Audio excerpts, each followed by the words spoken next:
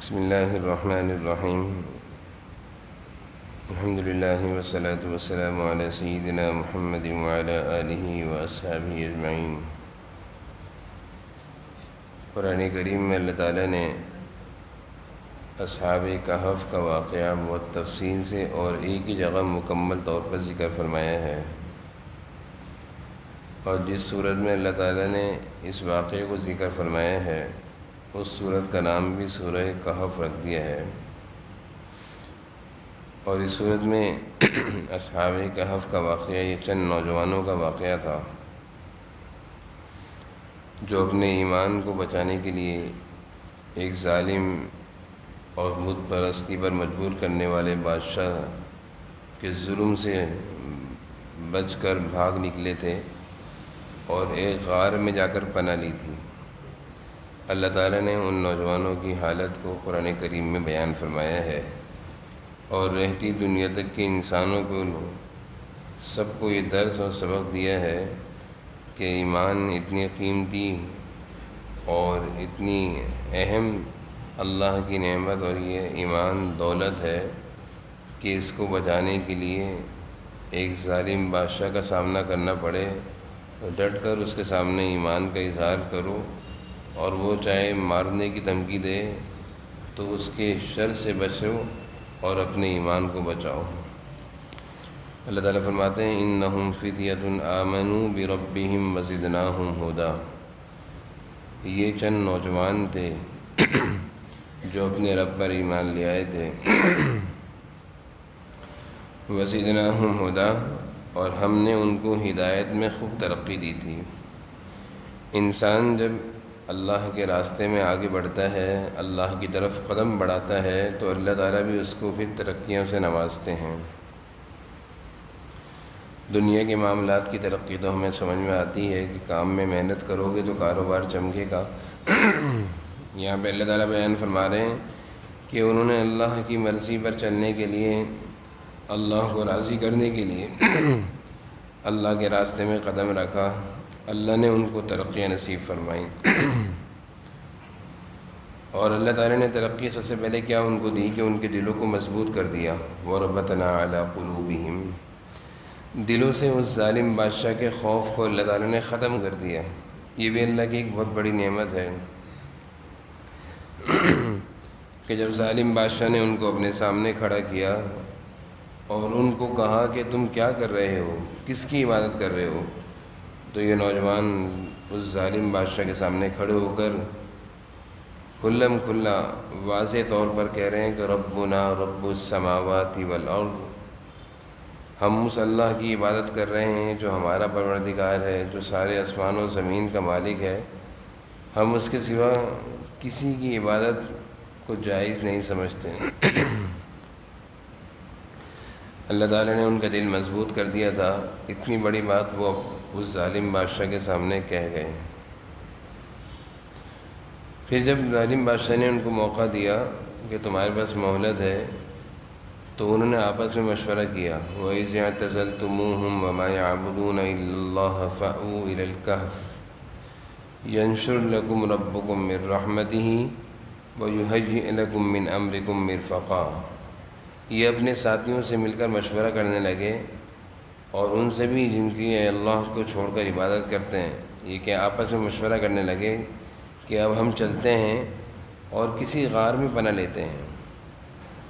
اپنے ایمان کو بچانے کے لیے کسی غار میں پناہ لیتے ہیں، تمہارا پروردگار تمہارے لیے اپنے دامن رحمت کو پھیلا دے گا اور تمہارے کام میں آسانی کر دے گا۔ انسان جب اللہ تعالیٰ تک پہنچنے کے لیے محنت کرتا ہے، قرآن کی آیتیں بھی ہیں وَالَّذِينَ جَاهَدُوا فِينَا لَنَهْدِيَنَّهُمْ سُبُلَنَا، کہ تم اللہ کو پانے کے لیے مجاہدہ اختیار کرو گے، محنت کرو گے، اللہ تم پر راستوں کو کھولے گا، آسانیاں پیدا کرے گا۔ بیٹھے بیٹھائے کوئی کام نہیں ہوتا، دنیا کا بھی کوئی کام ہو تھوڑی سی محنت اور ہاتھ پاؤں چلانے پڑتے ہیں۔ تو یہاں پہ بھی یہ نوجوان آپس میں ایک دوسرے کو ہمت دلا رہے ہیں۔ یہاں سے بھی معلوم چلا کسی خیر کے کام میں ایک دوسرے کو ہمت دلانا، حوصلہ دینا، شوق دلانا، اللہ کی رحمت سے امید دلانا کہ ربکم من رحمتی، تمہارا رب خوب رحمتوں والا ہے، پریشان کیوں ہوتے ہو؟ وَيُهَيِّئْ لَكُم مِّنْ أَمْرِكُم مِّرْفَقًا، تمہارے کام میں وہ آسانی کرے گا۔ مثال ہے حج کی عبادت ہے، عبادت کا وقت آ گیا ہے، اسباب بھی ہیں لیکن دل میں خیال آ رہا ہے کہ حج کے سفر کو جاؤں گا، گھر والوں کا کیا ہوگا، کام کاروبار کا کیا ہوگا، مختلف قسم کے وسوسے اور خیالات، اتنی بڑی رقم حج میں خرچ کر دوں گا تو گھر کیسے بنواؤں گا، بچیوں کی شادی کیسے کروں گا، تو یہ خیالات ہیں۔ اس موقع پر اس طرح کی آیتیں ہمیں سبق اور درس اور سہارا بنتی ہیں۔ ربکم من رحمتی، تمہارا رب خوب رحمت والا ہے، تم اپنا کام کرو، وَيُهَيِّئْ لَكُم مِّنْ أَمْرِكُم مِّرْفَقًا، وہ تمہارے کاموں میں آسانی کرے گا۔ چنانچہ یہ نوجوان آپس میں مشورے سے، ایک غار تھا دور دراز، وہاں جا کر انہوں نے پناہ لی اور یہ وہاں جا کر بیٹھ گئے اور پھر یہ سو گئے۔ اللہ تعالیٰ نے ان پر نیند کو طاری کر دیا۔ وَتَحْسَبُهُمْ أَيْقَاظًا وَهُمْ رُقُودٌ، اور اللہ تعالیٰ نے جب ان کو سلایا ہے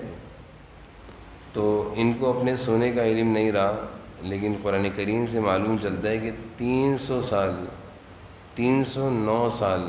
یہ تقریباً سوتے رہے۔ اللہ تعالیٰ نے ان کو سلایا تھا۔ ادھر اللہ تعالیٰ نے اپنی مخلوق کو ان کی حفاظت پر لگا دیا کہ سوتے سوتے انسان ہے، لیٹے لیٹے جسم خراب ہو جاتا ہے، جس کو بیڈ سول بھی کہتے ہیں، جسم خراب ہو جاتا ہے، اور انسان کے جسم کو سب سے زیادہ جو فائدہ پہنچاتی ہے وہ سورج کی روشنی ہے۔ یہ تو ہم سائنسی طور پر اس چیز کو خوب اچھی طرح جانتے ہیں۔ تو اللہ تعالیٰ نے سورج کو حکم دیا،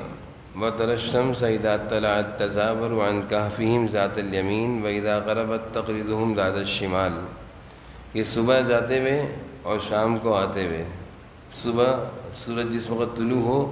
اس وقت اللہ تعالیٰ سورج سے کہہ رہے ہیں اس وقت تھوڑی سی روشنی ان کے جسم پہ ڈال دیا کرو،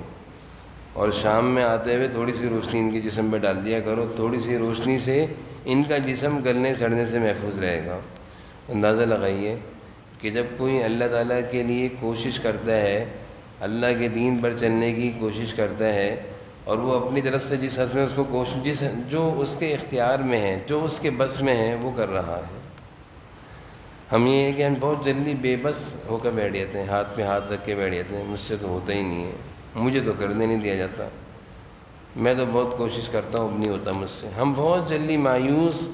اور نا امید ہو جاتے ہیں اور بس ہاتھ پہ ہاتھ رکھ کے بیٹھ جاتے ہیں کہ بس اب اللہ تعالیٰ خود ہی مجھے کھلائیں گے، خود ہی اٹھائیں گے، خود ہی نماز پڑھوائیں گے، خود ہی میرے گھر میں روزی پہنچ جائے گی، خود ہی میں حج کراؤں گا، خود ہی میں زکوٰۃ نکال دوں گا۔ ایسا نہیں ہوتا، تھوڑی سی کوشش کرنے پڑتی ہے، پھر اللہ کی مدد، اللہ تعالیٰ نظام کائنات کو ہلا دیتے ہیں۔ سورج جیسی مخلوق کو اللہ تعالیٰ نے ان چند نوجوانوں کی خدمت پہ لگا دیا کہ یہ میرے نیک بندے ہیں، میرے خاطر انہوں نے گھروں کو چھوڑا ہے، اپنے گھر، اپنے قوم کو، اپنے علاقے کو چھوڑا ہے، اور پھر یہ سب کے سب بادشاہوں کی اولادوں میں سیدھے ناز و نخرے میں پلنے والے تھے، تخت و تاجوں میں رہنے والے تھے، اور اتنے آرام و راحت کی زندگی چھوڑی تو اللہ تعالیٰ نے سورج جیسی مخلوق کو ان کی خدمت پہ لگا دیا۔ اب یہ لوگ سو رہے ہیں، اللہ تعالیٰ کہہ رہے ہیں ہم ان کو کروٹیں بھی دے رہے ہیں، وَنُقَلِّبُهُمْ ذَاتَ الْيَمِينِ وَذَاتَ الشِّمَالِ، اللہ تعالیٰ ان کو کروٹیں بھی دے رہے ہیں کہ سوتے ہوئے میں ان کا جسم خراب نہ ہو جائے، سوتے ہوئے میں ان کا جسم خراب نہ ہو جائے، تو یہ کروٹیں بھی لے رہے ہیں۔ نیندی کی حالت میں اللہ تعالیٰ 309 سال تک ان کو کروٹیں بھی دلاتے رہے، سورج کی روشنی بھی کرتے رہے، اور یہ 309 سال تک نہ ان کا جسم خراب ہوا، نہ ان کو یہ محسوس ہونے دیا کہ بہت لمبا عرصہ سوئے ہیں۔ پھر یہ لوگ 309 سال بعد اڑ گئے۔ اٹھنے کے بعد یہ آپس میں باتیں کرنے لگے۔ اللہ تعالیٰ نے ان کو اس طرح سلایا کہ ان کو احساس تک نہیں ہوا کہ اتنا لمبا سوئے ہیں، باتیں کرنے لگے۔ تو اٹھتے ہی سب سے پہلے باتیں کرنے لگے، قَالَ قَائِلٌ مِّنْهُمْ كَمْ لَبِثْتُمْ، کتنا سوئے ہوں گے ہم لوگ؟ تو آپس میں کہنے لبثنا یوماً او بعض یوم، ایک دن یا آدھا دن۔ اللہ تعالیٰ نے سوتے ہوئے میں ان کی جسم کی، ان کی کپڑوں کی، ان کی کھانے بھی ایسا جسم کا خیال کیا کہ ان کو یہ احساس ہی نہیں ہو رہا کہ ہم 309 سال سوئیں، بلکہ کہہ رہے ہیں کہ آدھا دن یا ایک دن۔ پھر یہ آپس میں مشورہ کرنے کے، ربکم اعلم بما لبثتم، اللہ کو معلوم ہے، چھوڑو، اللہ کو معلوم ہے ہم کتنا سوئے۔ یعنی اپنے معاملات کو جلدی سے اللہ پر چھوڑ دینا، یہ بھی نیک لوگوں کی علامت ہے۔ پھر انہوں نے آپس میں مشورہ کیا، فَبَعَثُوا أَحَدَكُمْ بِوَرِقِكُمْ هَٰذِهِ إِلَى الْمَدِينَةِ، یہ تھوڑے سے پیسے ہیں، ان کے پاس کچھ پیسے تھے، یہ پیسے لے کر جاؤ شہر میں۔ اپنے ساتھیوں میں سے ایک کی ذمہ داری لگائی کہ یہ پیسے ہیں، یہ تھوڑے سے پیسے لے کر جاؤ شہر میں، اور کچھ کھانے کی چیز لے کر آؤ۔ فَلْيَنظُرْ أَيُّهَا أَزْكَىٰ طَعَامٍ، أَزْكَىٰ طَعَامٍ، کہ جاؤ کچھ کھانے کی چیز لاؤ، لیکن ساتھ میں یہ کہا أَزْكَىٰ طَعَامٍ۔ جو آدمی اللہ کے راستے میں چلتا ہے، اس کی زندگی میں انقلاب آتا ہے، جو اللہ کو راضی کرنا چاہتا ہے، اس کی پہلی سوچ یہ ہوتی ہے کہ کھانے پینے میں حلال۔ أَزْكَىٰ طَعَام کا مطلب ہوتا ہے کھانا ہو پاک، جائز، حلال، صاف، أزْكَىٰ۔ تو یہ نوجوان کہنے لگے دیکھو بھائی جاؤ، لیکن اس کا خیال رکھنا، کیونکہ ہماری قوم بت پرست قوم تھی، وہ تو خنزیر بھی کھاتے تھے، وہ تو کتوں کو بھی کھاتے تھے، وہ تو گندگی چیزیں ناجائز اور حرام اللہ کے نام کے علاوہ، یعنی جانوروں کو غیر اللہ بتوں کے نام پر ذبح کر کے اس کا گوشت بھی کھاتے تھے۔ ہم تو نہیں کھائیں گے، ہم تو ایسی چیزیں نہیں کھائیں گے۔ تو کہنے لگے بھائی جاؤ، لیکن خیال کرنا کہ اچھی چیز لانا، پاک ستھری چیز لانا، صاف ستھرے کھانا لانا۔ تو یہاں سے معلوم چلا کہ نوجوانوں کو اپنے کھانے پینے پر بہت توجہ دینی چاہیے، ہر ایک کا کھانا نہیں کھانا چاہیے۔ میں ایسے موقع پر کہتا ہوں کہ جگہ جگہ جو کھانے اور شربت بٹ رہے ہوتے ہیں نا، اور راشن تقسیم ہو رہے ہوتے ہیں، ہمیں نہیں پتہ یہ کس کا مال ہے، سود کا مال ہے، رشوت کا مال ہے، زکوٰۃ کا مال ہے، کون سا مال ہے پتہ نہیں، زکوٰۃ ہمیں لگتی بھی ہے نہیں لگتی، لائنوں میں لگے ہوئے، بس تقسیم ہو رہا ہے مال بے دھڑک۔ مسلمان اس کی سوچ تو یہ ہوتی ہے، وہ ایک ایک چیز کو استعمال سے پہلے پوچھتا ہے کہ بھئی کس کی ہے، کہاں سے آئی ہے، کیوں دے رہے ہو، مجھے مستحق زکوٰۃ تو سمجھ کے نہیں دے رہے، یہ تمہارے سود کا پیسہ کہیں تم میرے پیٹ میں تو نہیں اتار رہے۔ تو مسلمان کی سوچ تو یہ ہونی چاہیے، یہ نہیں کہ جس نے بلایا کھانے پر پہنچ گئے اس کے کھانے پر، جس نے دعوت دی پہنچ گئے اس کی دعوت میں، جس نے کھانا پکڑا دیا اٹھا کر پکڑ لیا کھانے کا ڈبہ اور کھا رہے ہیں، گھر والوں کو بھی کھلا رہے ہیں، جس نے راشن کا بورا پکڑا دیا اٹھا لیا سر پہ رکھ کر گھر لیا ہے۔ نہیں بھائی، مسلمان بھوکا رہنا پسند کرتا ہے، مسلمان اپنے بچوں کو بھوکا رکھ لے گا، لیکن مسلمان اپنے پیٹ میں لقمہ حرام نہیں اتارے گا۔ ان نوجوانوں کے اس درس سے، ان نوجوانوں کی اس بات سے ہمیں یہ سبق لینا چاہیے کہ بھوکا رہنا آسان ہے، لیکن کوئی غلط لقمہ، ایک لقمہ بھی اپنے پیٹ میں حرام کا اتارنا ناممکن ہے۔ یہ نوجوان، ان نوجوانوں میں سے ایک باہر گیا اور اس سے کہا وَلْيَتَلَطَّفْ، نرمی سے بات کرنا، آپس میں گفتگو کر رہے ہیں، نرمی سے بات کرنا، زیادہ سختی نہیں کرنا، اور خیال کرنا کہ تمہاری کسی کو خبر نہ ہو جائے۔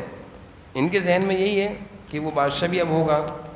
اور وہی لوگ بھی ہوں گے، ان کو نہیں پتہ 300 سال ہو گئے ہیں، بادشاہ بھی مرا گیا، قوم بھی بدل گئی، کرنسیاں بھی بدل گئیں، دنیا ہی بدل گئی 300 سال میں۔ جب ان کا ایک ساتھی باہر نکلا، دکاندار کے پاس گیا، اس کو کرنسی دی، پیسے دیے، تو اس نے دیکھی کرنسی، یہ کون سی کرنسی دے رہے ہو؟ 309 سال پہلے کی کرنسی اور اب کی کرنسی میں فرق تھا۔ پکڑ لیا، تم لوگ کون ہو؟ یہ کرنسی تمہارے پاس کہاں سے آئی؟ وہ دکاندار سمجھدار تھا، اور اس وقت کا جو بادشاہ تھا، 309 سال پہلے وہ بادشاہ تھا جو مجبور کرتا تھا ان کو بت پرستی پر، اس وقت کا جو بادشاہ تھا وہ مسلمان تھا، اور جو قوم تھی وہ پوری قوم بھی مسلمان تھی، پوری قوم بھی مسلمان تھی، وہ دکاندار بھی مسلمان تھا۔ اس دکاندار نے اس کو روک کر پوچھا کہ بھائی تم لوگ کون ہو، تم کیسے یہاں پہ آئے ہو؟ تو اس نے کہا بھائی ہمارا معاملہ کچھ الگ ہے، ہم بادشاہ کے خوف سے اپنے ایمان کو بچانے کے لیے ہم نے غار میں پناہ لی ہوئی ہے۔ اس نے کہا اچھا، ہم نے اپنی قوم میں یہ واقعہ سنا ہے، ہمارے دادا نے ہمیں یہ واقعہ سنایا تھا، ہمارے پردادا نے ہمیں یہ واقعہ سنایا تھا کہ چند نوجوان تھے بیٹا، اپنے ایمان کو بچانے کے لیے بادشاہ سے بھاگ گئے تھے، پھر وہ نوجوان غائب ہو گئے۔ اچھا تم ہی ہو وہ نوجوان، تم ہی ہو وہ نوجوان۔ 309 سال بعد بادشاہ بھی تبدیل، باپ داداؤں کا بھی انتقال ہو گیا، اولادیں پوتے آ گئے، اب انہوں نے ان کو پہچان لیا، اور دیندار بھی تھا۔ اس وقت کے بادشاہ کو جب یہ اطلاع دی جا رہی تھی، بتانے کے لیے لے جایا گیا کہ یہ نوجوان ہیں، دیندار ہیں، اور یہ وہی نوجوان ہیں، تو اس وقت کا بادشاہ جو مسلمان تھا وہ اس وقت اپنے دربار میں اللہ تعالیٰ سے دعا کر رہا تھا، کیونکہ اس وقت اس کی ساری قوم مسلمانوں کی تھی۔ 309 سال پہلے سارے بت پرست تھے، اب جو قوم ہے ساری مسلمانوں کی تھی، صرف اس وقت چند لوگ تھے جو مرنے کے بعد کی زندگی کے قائل نہیں تھے، باقی سب کے سب مسلمان تھے۔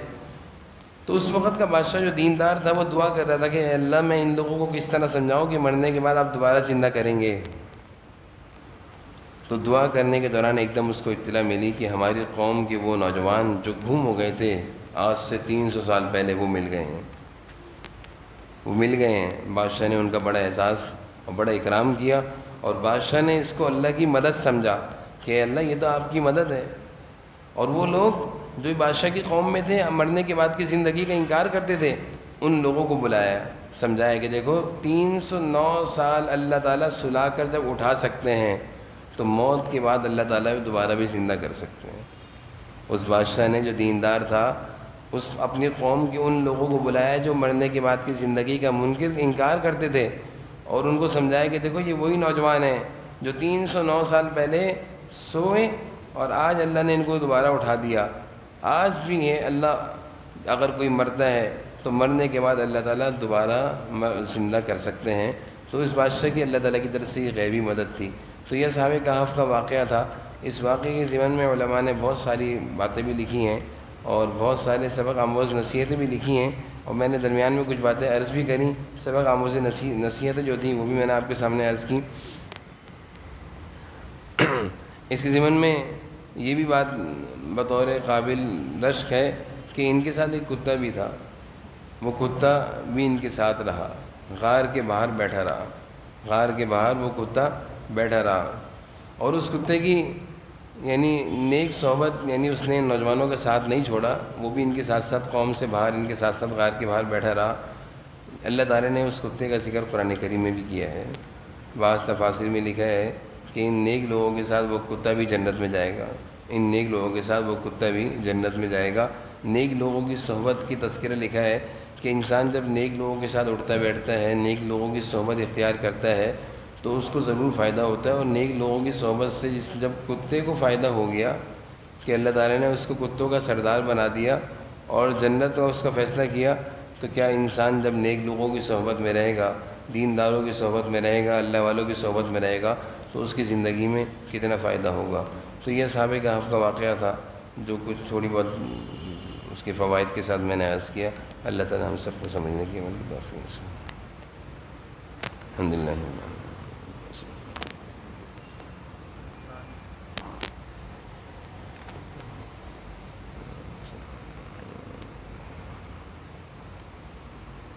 صلی اللہ تعالیٰ علیہ وسلم۔